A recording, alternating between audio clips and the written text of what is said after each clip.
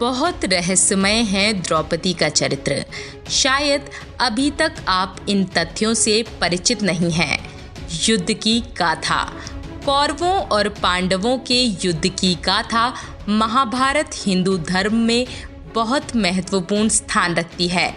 यह एक ऐसी गाथा है जिससे संबंधित बहुत सी कहानियों को हम जानते हैं और इससे जुड़े कई रहस्यों से हम भली भांति परिचित भी हैं। बहुत से लोगों का तो ये तक कहना है कि वे महाभारत के ग्रंथ से जुड़ी घटनाओं, प्रत्येक पात्र आदि सभी से परिचित हैं, लेकिन वे लोग ये भूल गए हैं कि यह ग्रंथ इतना विशाल है कि उससे संबंधित पात्रों की भूमिका इतनी ज़्यादा रहस्यमय है कि आप कभी पूरी तरह इन्हें समझ ही नहीं सकते। द्रौपदी जिसकी उत्पत्ति अग्नि से हुई थी, जिसने कभी आंसुओं के सहारे जीवन जीने का विकल्प नहीं चुना।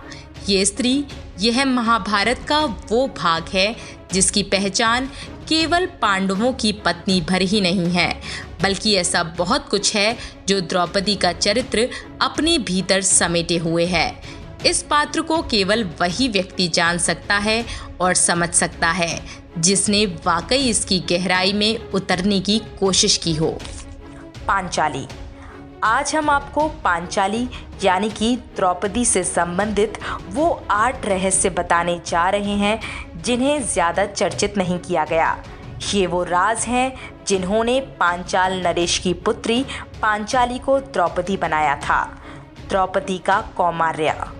पांडवों से विवाह के बाद द्रौपदी को नियमानुसार प्रत्येक पांडव पुत्र के साथ वर्ष भर रहना होता था और वर्ष बीतने के बाद वह दूसरे पांडु पुत्र के पास पत्नी बनकर जाती थी। लेकिन आपको ये जानकर हैरानी होगी कि 5 पतियों के बावजूद भी द्रौपदी कुमारी ही थी। दरअसल द्रौपदी को वरदान प्राप्त था कि जब वह एक पांडु पुत्र से दूसरे के पास जाएंगी तब उनका कौमार्य पुनः लौट आएगा। इस तरह द्रौपदी का कौमार्य आजीवन भंग नहीं हो पाया। काली का स्वरूप।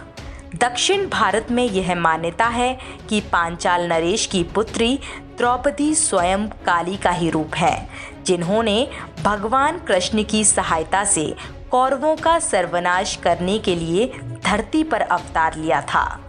स्त्रीवादी विचारधारा। जब द्रौपदी ने 5 भाइयों की पत्नी बनना स्वीकार किया तब वह यह भी जानती थी कि पांडव भाई अन्य स्त्रियों से भी विवाह करेंगे।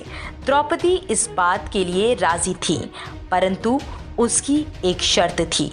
शर्त यह थी कि अपने कुल, अपनी गृहस्थी की बागडोर किसी भी अन्य स्त्री यानी कि पांडवों की अन्य पत्नियों को नहीं सौंपेगी। अन्य पांडव पत्नियों को उन्हीं के अनुसार चलना होगा। द्रौपदी ने कुत्तों को दिया था श्राप। नियमानुसार जब द्रौपदी किसी एक पांडव के साथ होती थी तब कोई अन्य पांडव उस स्थान पर कदम नहीं रख सकता था। परंतु एक रात जब द्रौपदी और युधिष्ठिर एक साथ थे तब वहां एक कुत्ता आ गया। क्रोध के आवेग में द्रौपदी ने कुत्तों को श्राप दे दिया कि वे दिन के उजाले में भी शारीरिक संबंध स्थापित करेंगे, जिसे पूरी दुनिया देखेगी।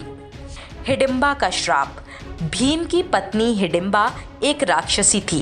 द्रौपदी ने उसके पुत्र घटोत्कच को निरस्कृत किया था, जिससे क्रोधित होकर हिडिंबा ने द्रौपदी को श्राप दिया था।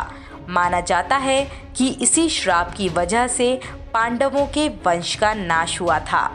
द्रौपदी के सखा कृष्ण। द्रौपदी ने अगर किसी पर विश्वास किया था तो वे स्वयं भगवान कृष्ण थे। कृष्ण ने भी एक सखा के तौर पर हर क्षण, हर स्थिति में द्रौपदी का साथ दिया था।